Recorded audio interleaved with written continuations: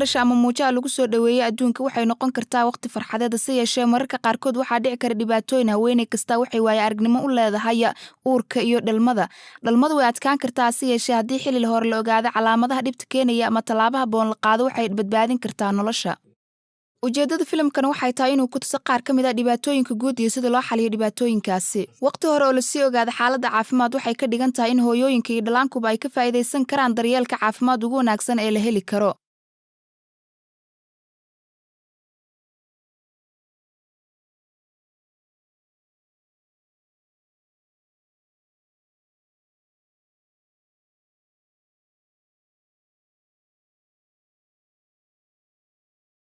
Cisbitaalka ayaan ku dhalay ilmahayga dhiig la'aan awgeed.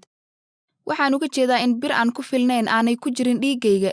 Dhiigbaxa xilliga dhalmada aad ku jirto haddii aad bilaa dhiig tahay waxay noqon kartaa halis. Qaabka ilmahaygu ugu jiray makaanka ma fiicnayn. Wuu fooraray sidaa awgeed taageero ayaan uga baahday umulsadaydii. Way wanaagsanayd inaan xilli hore sii ogaado xaaladda aan ku sugnaa si aan caawimaad uga helo umulsada ka hor inta aanan dhalin ilmahayga. Waxaan la sheekaysanay qaar ka mid ah shaqaalaha caafimaad kuwaas oo noo sheegay sida loo ogaado calaamadaha halista xilliga uurka ka soo hormaray wixii aan samayn lahayn haddii aanu aragno calaamadahaasi. Janet Fayle waa umuliso ka shaqaysa goobaha caafimaadka joogtada ah. Dhiig la'aanta ama dhiig oo daciifo wuxuu dhacaa haddii haweeneydu aanay cunin cuntooyin aanay ku jirin macdanta bir oo aan ku filnayn marka qaarkoodna loogu yeero kooxaha fitamiinada B oo laga helo khudradda cagaaran. Sidoo kale haddii haweenku dhiig baxaan waxay yeeshaan xanuun gooryaana ama waxaa ku dhaca xanuunka duumada. Jirku wuxuu u baahan yahay macdanta birta si uu u sameeyo unug iyo dhiig caafimaad qaba iyo haweeneyda uur kale waxay u baahan yihiin macdan bir ka badan tan jirku u baahan yahay. Caafimaadka wanaagsan iyo sidii looga hortagi lahaa haweenka uurka leh dhiig yaraanta hayso waxay u baahan yihiin inay cunaan cunto caafimaad qabta oo dheelitiran. Waxaa jira dariiqooyin sahlan oo lagu garto dhiig la'aanta. Waxaa ka mid ah adoo dareema dheefsi la'aan, wadna garaac ka dhaqsiyo badan kan caadiga ah iyo adoo aad u daala. Sidoo kale waxaad ka feejignaataa calaamadahan kale ee dhiig la'aanta. Miyuu maqaarku midabkiisu caadiga ah ka duwan yahay? Eeg calaacalaha gacmaha iyo cidhbaha gaar ahaan. Haddii galku ishu ama carabku aad midabkiisu caddaan u noqdo ama xitaa uu aad u cad yahay waxaa suurtagal ah in ay jirto calaamad dhiig la'aan ah. Haweeney kasta oo uur leh ee isku aragta mid ka mid ah calaamadahan waxaa la gudboon in sida ugu suurtagalsan ay caawimaad uga dalbato shaqaalaha caafimaadka. Waayo dhiig yaraantu waxay sababi kartaa dhibaatooyin xilliga uurka iyo dhalmada. Waa arrin iska caadi ah in waxoogaa dhiig bax ahi ku yimaado xilliga dhalmada. Hase yeeshee haweeneydii kasta ee uur leh ee bilaa dhiig ah xitaa waxoogaa yar ah oo dhiig bax ah ayaa aad u khatar gelin kara. Sidoo kale haweeneyda uurka leh waxaa jirta in fursad ilmaheedu si fiican ugu dhex kori karin makaankeeda. Haddii 2 sano uurka la kala fogeeyo waxay u saamixi kartaa in jidhka haweeneydu uu bogsado diyaarna u tahay inay ilmo kala qaado. Habkan oo kale ayaa la iskaga ilaalin karaa dhiig la'aanta. Calaamada kale ee halista ahi waxa ay tahay dhiig ka yimaada xilliga uurka. Waxaa muhiim ah inaad raadsato caawimaad caafimaad halkii suurtagal ah haddiiba ay arrintani dhacdo. Waxaa laga yaabaa in mandheerta oo ah xubinta quudisa ilmaha ku dhex koraya gudaha inay xanibto marinka dhalmada ama ay kala dhex gasho gidaarka ilmagaleenka. Dhiig ayaan isku arkay xilligii uurka aan lahaa, kadibna waxaan la kulmay dhakhtar. Waxaan ogaaday in mandheertaydii ay isku gudubtay marinkii dhalmada. Waxaan u jeedaa inaan u baahday in dhakhtar qaliin igu sameeyo si aan si badqabta u dhalo ilmahayga.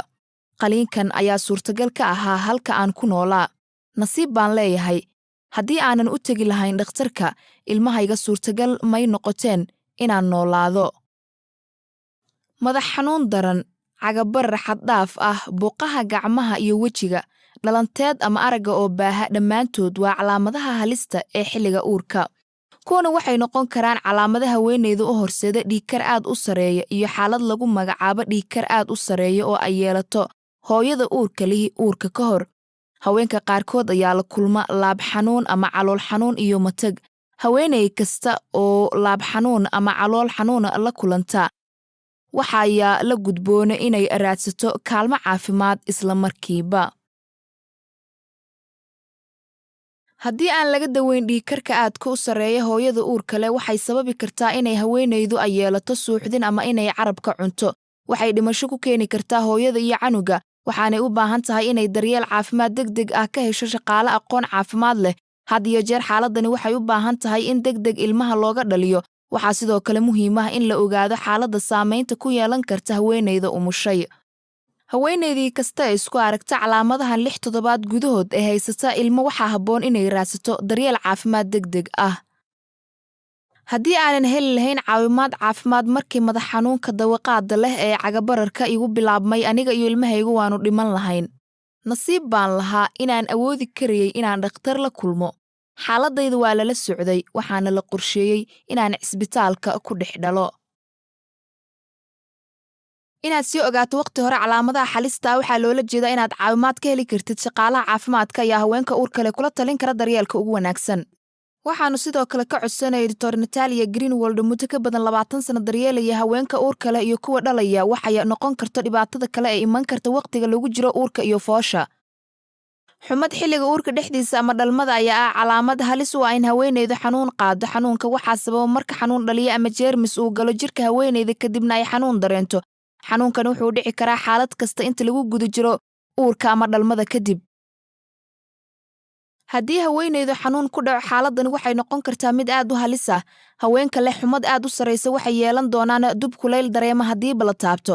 lagama yaabo inay caafimaadaan dhixan, gariir ama dhidid. calaamada kale dheecaan ka yimaada marinka dhalmada oo ur aan habboonayn leh. sida ugu suurtagalsan u raadso daryeel caafimaad maadaama xanuunku khatar ku yahay haweenayda iyo ilmaha ku jira ilmagaleenka. haweenka xanuunsada marka uu ilmaha dhasho ayaa sidoo kale laga yaabaa in dhiig badan ka yimaado marka la barbardhigo tan laga filayo inuu ka yimaado marinka dhalmada. waxaa laga yaabaa in xinjiro guntiimo ay ku dhex jiraan dhiigga iyo ur qudhmoon. sida ugu suurtagalsan u raadso talo caafimaad.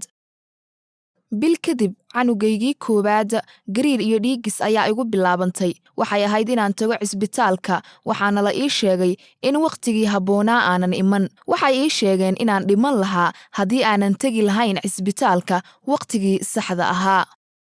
waqtiga uurka lagu guda jiro bararka hooyooyinka xajmi ahaan wuu sii kordhaa, ilmuhuna dhaqdhaqaaq badan ayuu sameeyaa. had iyo jeer waxaa jiri kara in ka badan hal ilmo. waxaa laga yaabaa in ilmuhu ku samaysmo goob aan caadi ahayn. Dr. Natalia Greenwald ayaa inaga siinaya talooyin arrinkan ku saabsan. haweenka qaabka uurka calooshoodu aanu caadi ahayn ama uurkoodii sii weynaada kadib waxaa laga yaabaa inay mataano sidaan, amase waxay noqon kartaa in ilmuhu u dhinac jiifo ama uu xagga hoose u foorarsado halkii madax u foorarsan lahaa. xaaladdan waxaa loo yaqaanaa qalaamo gedis. sidoo kale haweenka in ka badan hal ilmo oo aanu madaxa ilmahoodu hoos u foorarin waxaa had iyo jeer lagula taliyaa inay ku dhex dhalaan cisbitaalka.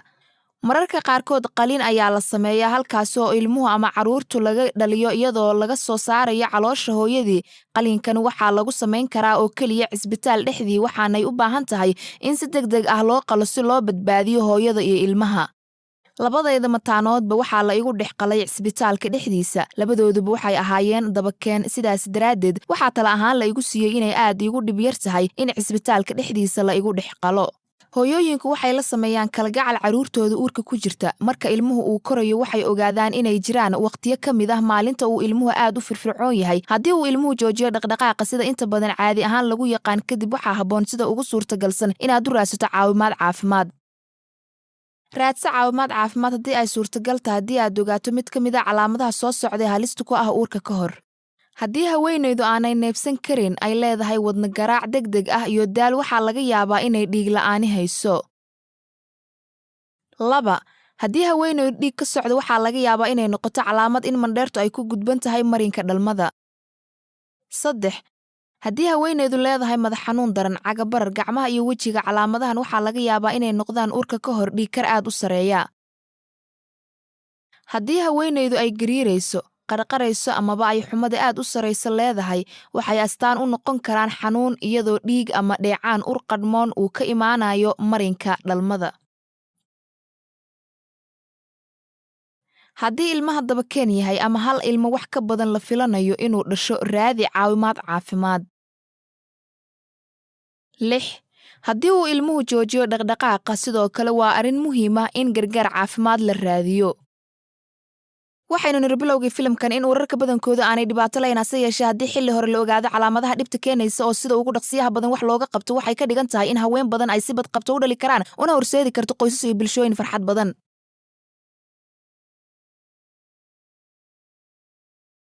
nasiib baan lahaa inaan helo dhakhtar igula taliyey inaan ilmahayga ku dhex dhalo cisbitaalka. Taasi ayay ahayd sababta aan si badqabta ugu dhalay ilmahayga iyadoo dhowr dhibaatooyin ay isoo gaadheen.